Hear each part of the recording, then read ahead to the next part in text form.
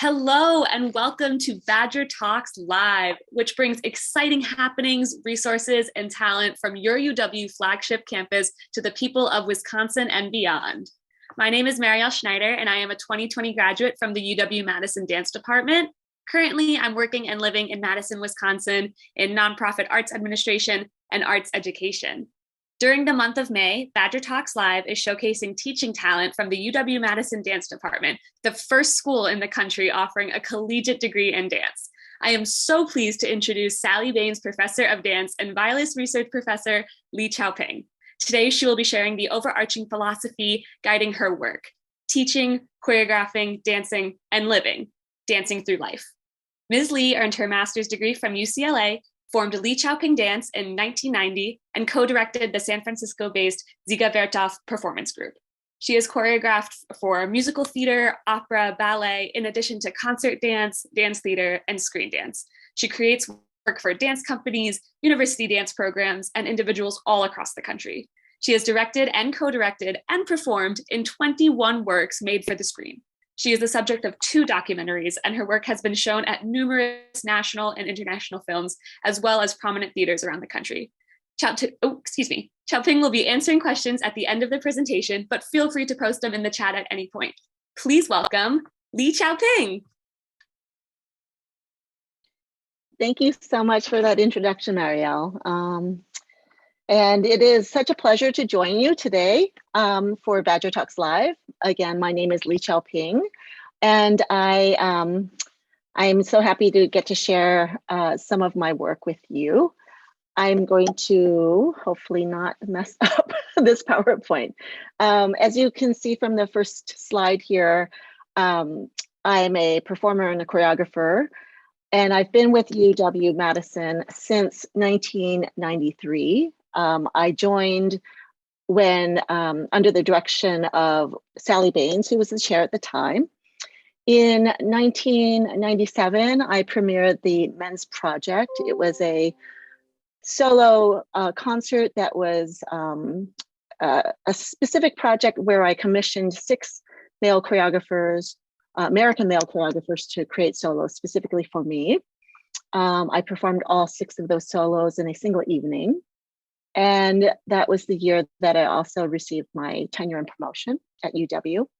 In 1999, I was involved in a terrible auto accident in which I almost lost my leg. And that began for me a very important recovery period to investigate my own healing, but also to become very connected to the community. I understood the aging body in a very different way than I'd ever thought of before, and felt really in community. I began teaching at the Madison Senior Center in 2001. And that was where I began to cement my ideas about dancing through life. I began teaching a workshop called Laughing Bodies, Dancing Minds. Back as an undergrad student at UC Santa Cruz, I had actually begun a company called Laughing Bodies. So I'd already had that idea brewing for quite a while. It came back to me as a tenured professor at UW after the auto accident and during the recovery process and rehabilitation.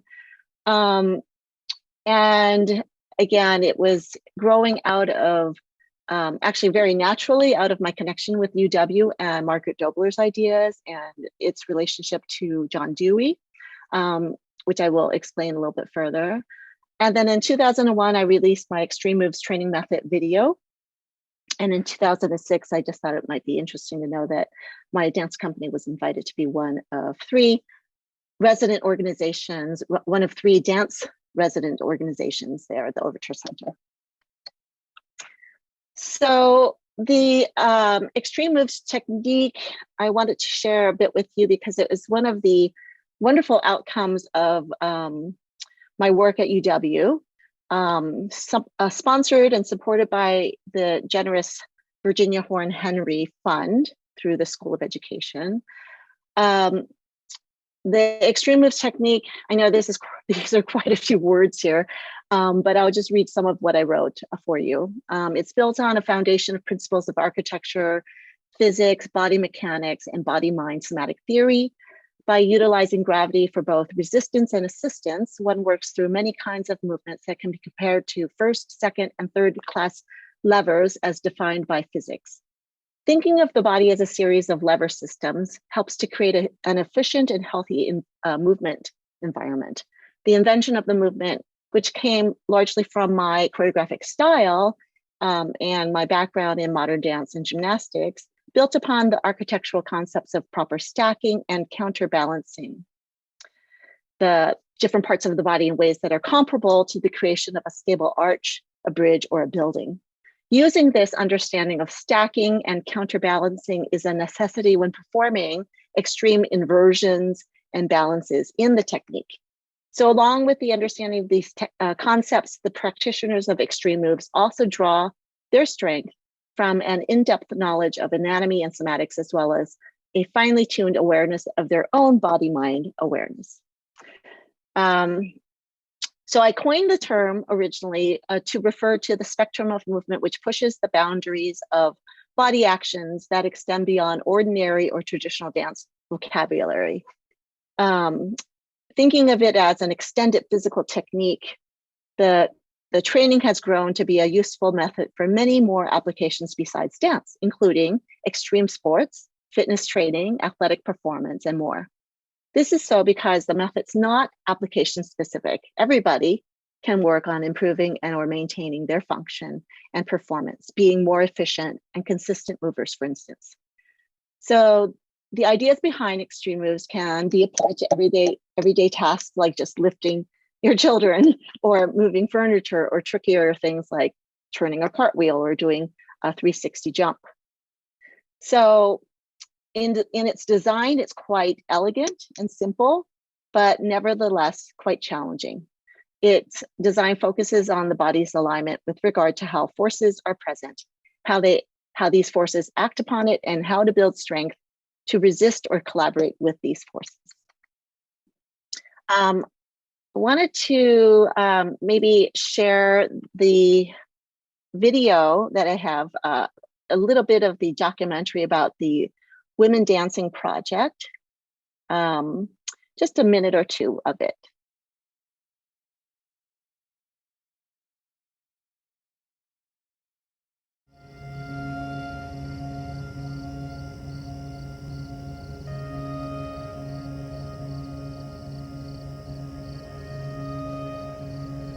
Okay.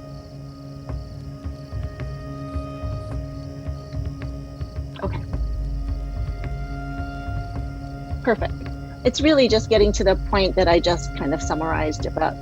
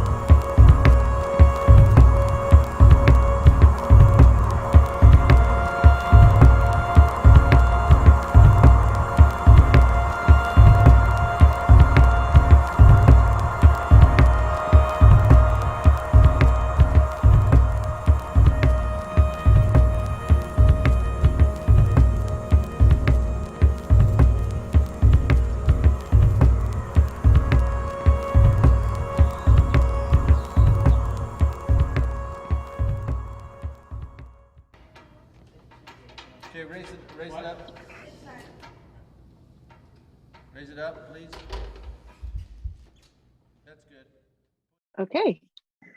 So that was just a bit of actually a bit of moving backwards to what I just introduced for you, some background information leading me to the Extreme Moves launch and the Laughing Bodies, Dancing Minds work, and of course, Dancing Through Life.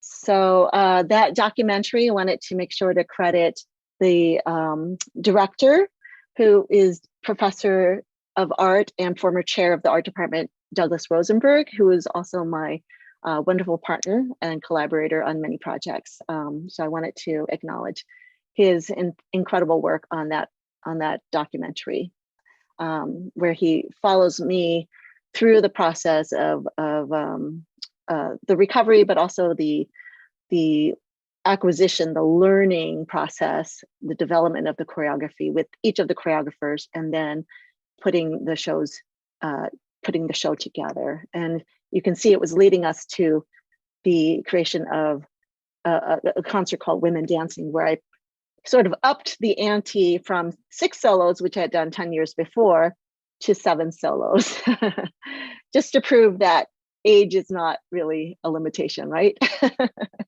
Oh, and also one's changing ability as one ages. So here I take you to Extreme Moves. Let me take you to the next one.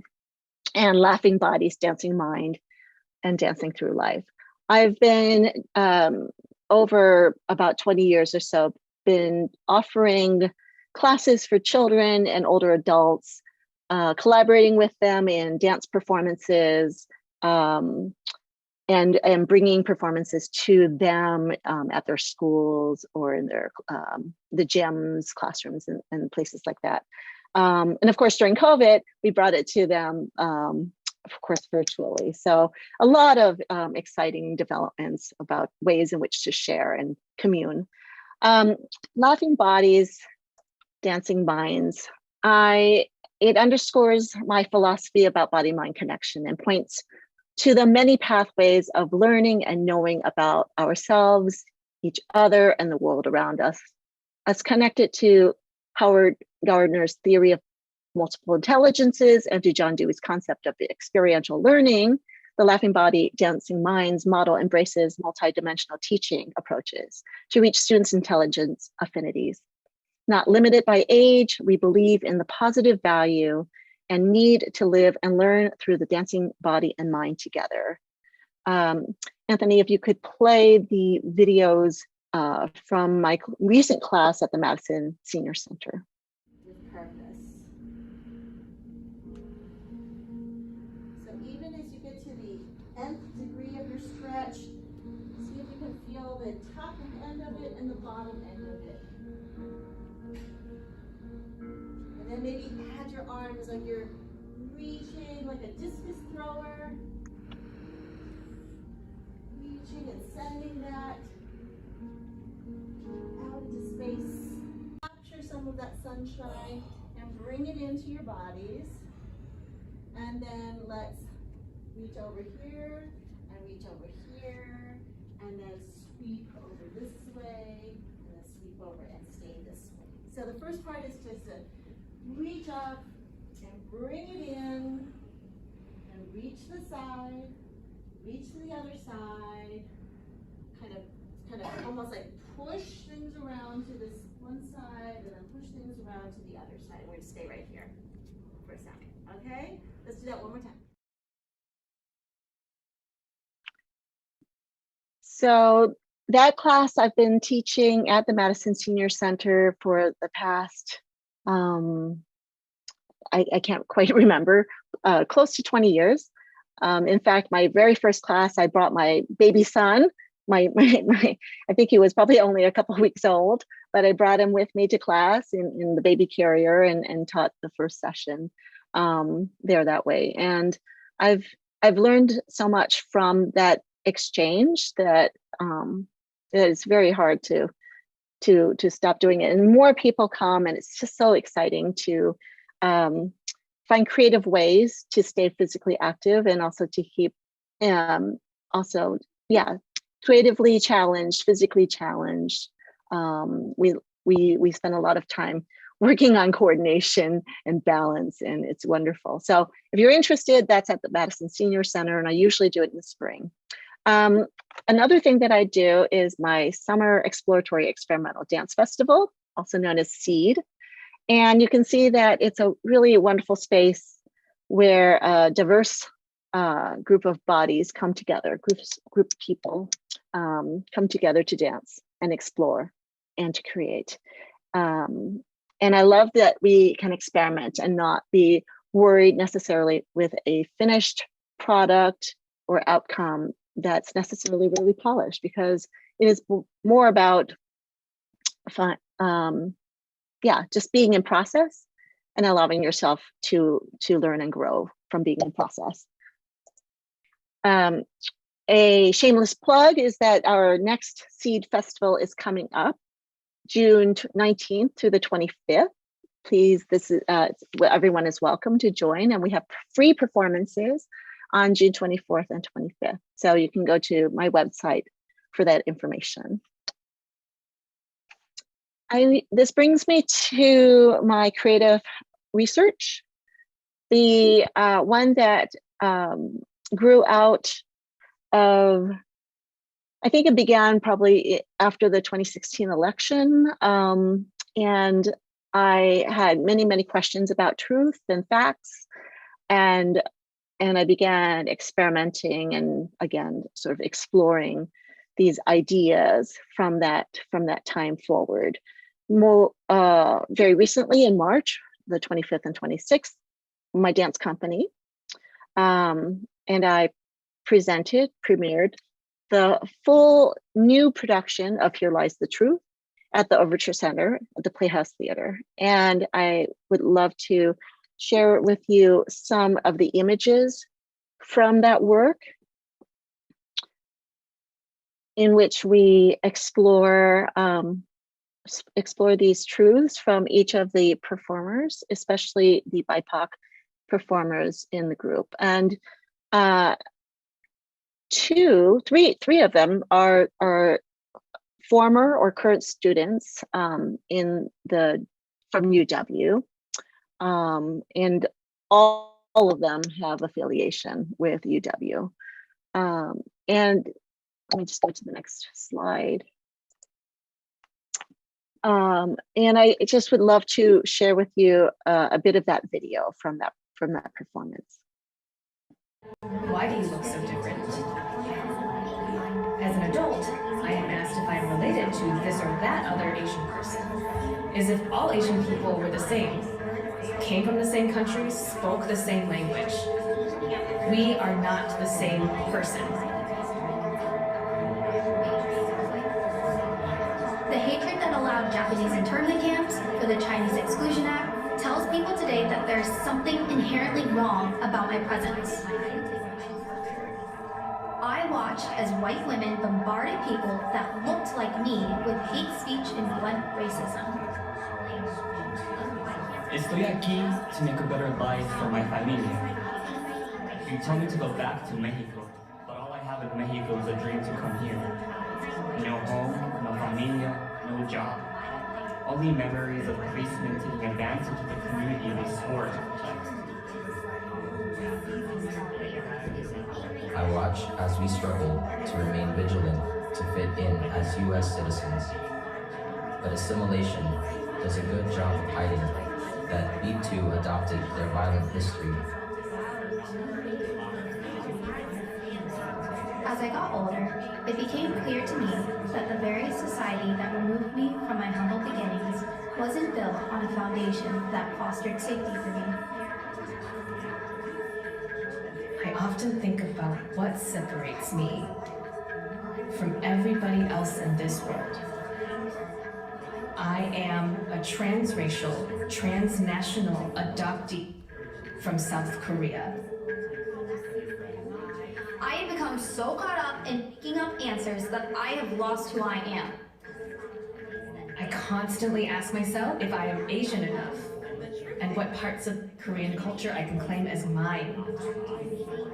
The truth is, you're speaking from a place of power and ignorance, The truth is you don't know what true work ethic is. Last time I checked, it was my amigo Pablo who was cleaning the toilets in your grand hotel in Vegas. Last time I checked, it was Ophelia who was cleaning your toilets in your casita because you can pay her less. Last time I checked, it was me you hired to cut your grass and pay $20. Be like us to make this your home. The many times that Asians have contributed their blood, sweat, and tears to the building of this nation without any mention or praise, we are forcibly reckoned that this isn't our home. I am a whole person, and I am tethered to my racial identity. You can't imagine a place where a Black woman holds power and strength. It's too much for you. It's too much for you to see the one you held down rising up and seizing power. So every day when you look down upon me, I know that my labor is what provides for my equals to go to school and to make a better life for themselves. Being raised by white folks, by default, I was never Asian enough for Asian communities. I met with judgmental stares. Why didn't I know to take my shoes off before entering the household? Why don't I know my language? Why can't I cook and enjoy cuisine the ways that they are able to? I look in the mirror and ask myself these same questions and speak these same degrading words. For generations, my ancestors have been serving you and supporting you, and the cycle never ends. As an international adoptee, I live in the duality of belonging to two worlds. I yearn to know the other half of me. I was torn from a life that I never knew. You make me feel hypervisible when you ridicule me with your words of hate. You make me feel invisible when you see me only for... Sorry, we can't watch the entire piece, but that is near the end of it. And that's the most recent project that I am working with my company on. It's one that we are touring. We are performing some of it in Hawaii this summer and then presenting the entire concert in San Francisco at Counterpulse Theater. And we'll be performing it elsewhere as well. So we're excited to share these stories and these experiences with larger groups of people. So thank you. Oh, Chiao-Ping, I have so many questions for you. What interesting work. And thank you so much for sharing your story with us. And can we jump in right away with this particular production? And you did mention how meaningful it was for you. And I think you sort of mentioned how it, you know, you really gave your whole self to this. Can you tell us a little bit about, so there's obviously a film essentially behind you, then there's the choreography, then there's the voiceover with the audio. So who all was involved in all of that? Was that all basically coming from you and your ideation from that? And how did that all work? And are the voiceovers the students? How does that work? Thank you so much. This is a very important thing to talk about, which is the collaborative aspect of this work. I want to make sure to shout out or give a shout out to all the people who are involved. Of course, you mentioned the video projection. So all of that was created by, again, Professor Douglas Rosenberg. So he's a video artist, and that, as you can see, that work is coming from him. At times, there may be other things projected besides the video. There may be photography, and there are some other credits that might go with that, including some work by my son, our son. There there's also, of course, the important work of my collaborator, who's a dramaturg for the project. She's a director. Her name is Claudia Nascimento, and she's a professor at McAllister. She's also a former Badger. She graduated from the theater and drama department with her doctorate. She studied with me also way back, and she also studied with Sally Baines, who I named the professorship after. So she was extremely important in this process of building out the story, or working through its story. And of course, the sound is incredibly important, and there were lots of people involved in that, because there's the text that was written. So there were prompts that were given by both Douglas, myself, and Claudia, but the text was written by the dancers. So they were written by Alfonso Silveira, by Kimi Evelyn, from J.P. Alejandro, Elizabeth Roscoff, and Abby Stickles. And I had mentioned that a couple of them were alumni of UW-Madison from the dance department, or one is actually still a student. So unfortunately, you're not seeing Abby in the video here, but she is in the work. Abby is a current student, so unfortunately you didn't see her. But you can see in this image Kimi, who was a dance major, and also JP Alejandro, who was a first wave scholar and a dance major. JP is sort of directly upstage of Kimi. So Kimi is downstage and JP is upstage. So I wanted to make sure that they were recognized for their contributions as well. And let's see, who am I missing? Well, of course, the lighting design for this this performance was by John Frauci, who's an amazing designer. And I forgot to mention and finish out about the sound. So Tim Russell, who is one of he's the music director in the dance department, created this amazing sound score. And it takes us on a journey through the full work. It creates this soundscape, this environment, this bed of sound that is so evocative, that provides rhythm and drive and texture. So each element is so important. And of course, the fullness of the work comes together through everyone's contributions. And of course, all the dancers' contributions as well in performing it live. So the people who I didn't mention yet are other dancers who are extremely important, including Marielle, who not only introduced me today and has a dual role of working for me as a company manager, but also is a performer and a company member.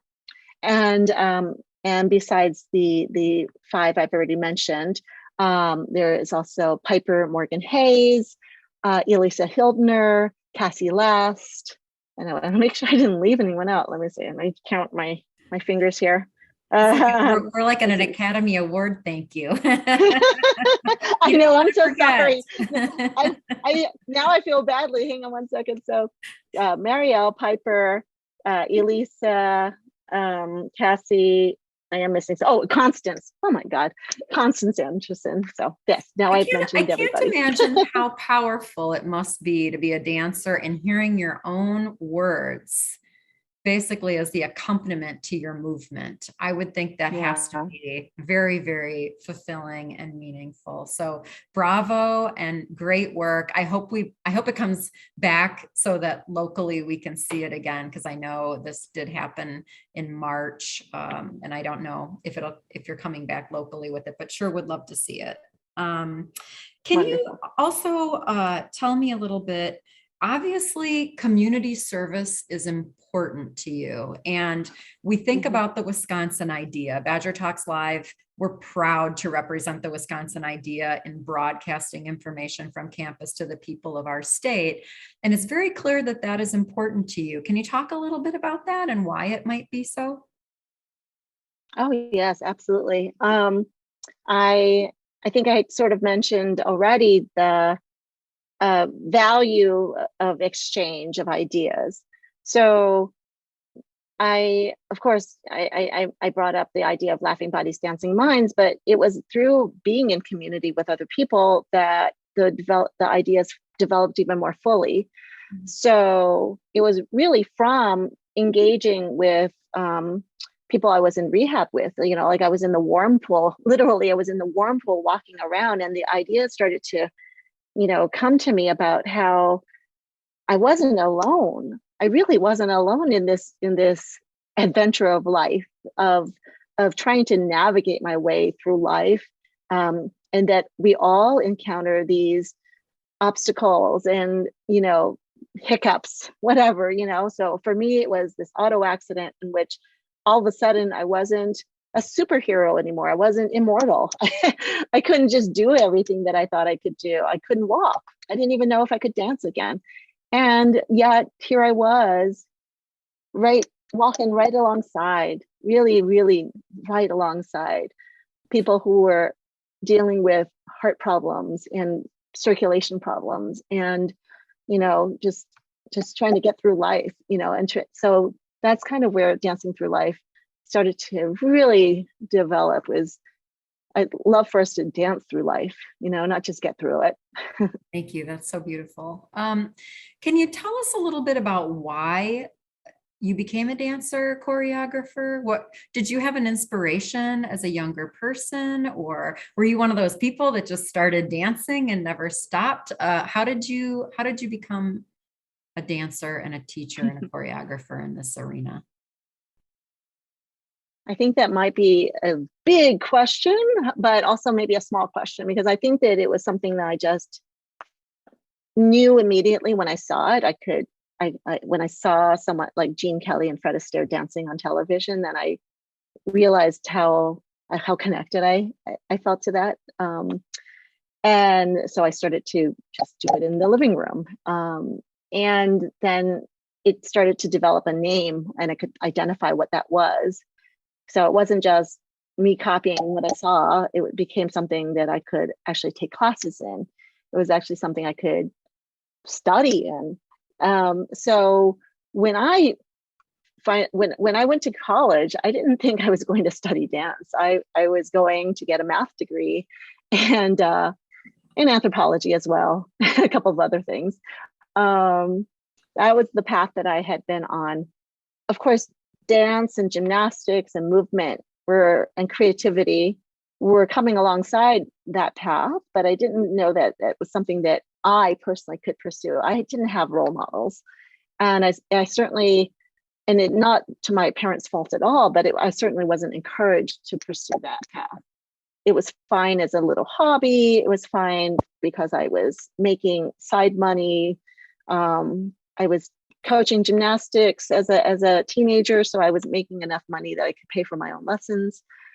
But by the time I entered college, I saw a call for an audition in the theater program or the dance program, and I decided, why not? I'm in college, I can go try out, and I luckily got in, and then I fell into the rabbit hole and got amazing. I was hooked. I was really hooked. I didn't realize how hooked I was, because I realized at a very crucial moment in my life where, are you going to keep doing this math degree or not? And I just decided I can't live without dance. And so I had to stop all the other things. Wow, that is a great story. And then with the teaching, that just kind of came naturally.